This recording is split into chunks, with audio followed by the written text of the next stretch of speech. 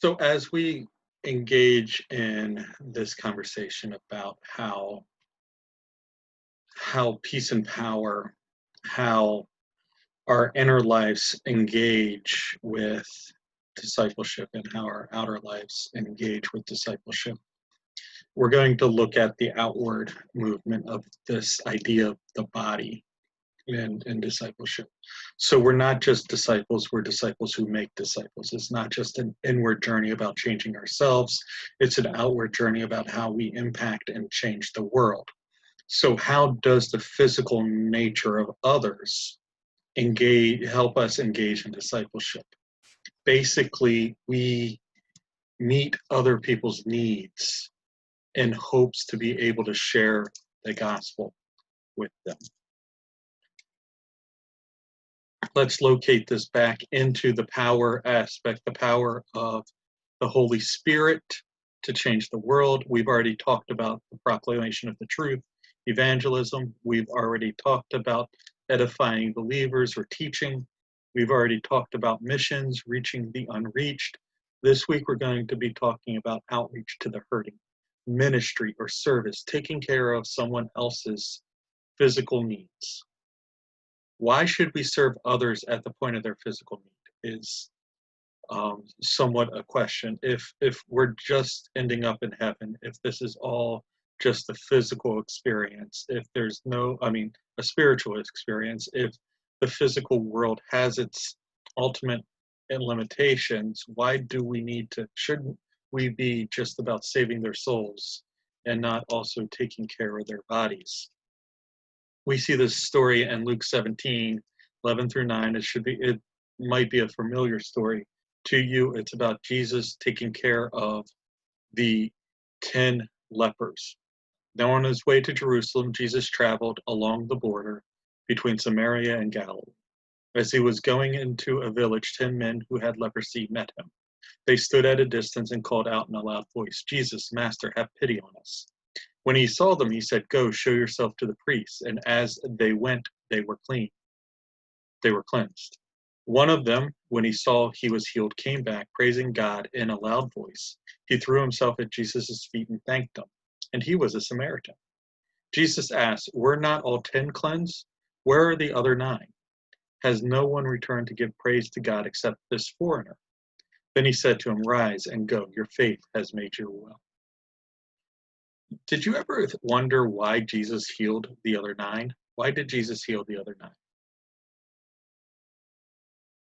That's an interesting question because if we think Jesus's knowledge, effort, things like that, did he heal them because he wanted to get praise, and the fact that they didn't give him praise, was that a disappointment?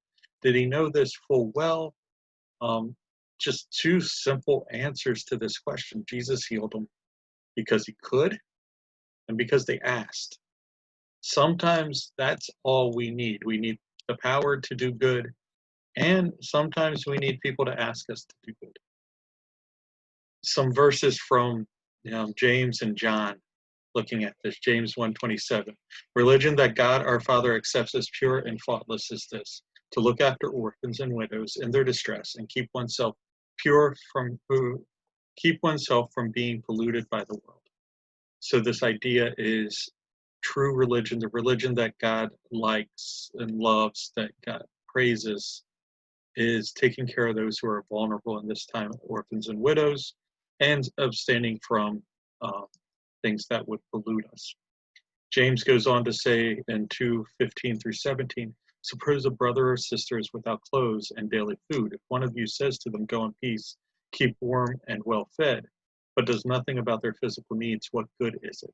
In the same way, faith by itself is not accompanied by action is dead. So this idea is faith without works is dead. That's the point James is getting at. But he's using this illustration that if someone has a need and you say, go and be warm, but you don't do anything about it, are you really being helpful? Taking care of someone's needs is like your faith and works being combined, both helping someone physically and spiritually. 1 John 3:17. If anyone has material possessions and sees a brother or sister in need, but has no pity on them, how can the love of God be in that person? If we have the ability to meet somebody's need, we should. That verse is very, very clear on those sorts of things. Why do we help others? Because we can. If we have the ability to help, we should. Because they need it. Because they ask. Because it is the right thing to do. It glorifies God. It can draw others closer to God. Because Jesus commands it. Because in some way we are serving Jesus. Now, serving others does not validate the gospel. The gospel is true no matter how much we serve or how little we serve. But it validates us as messengers of the gospel. If we're trying to communicate this idea that God is love and Jesus came and died for others, it would help us to look somewhat like the God who was willing to die for others. So if we're able to love, it helps people understand that the God we're talking about is actually a God who loves.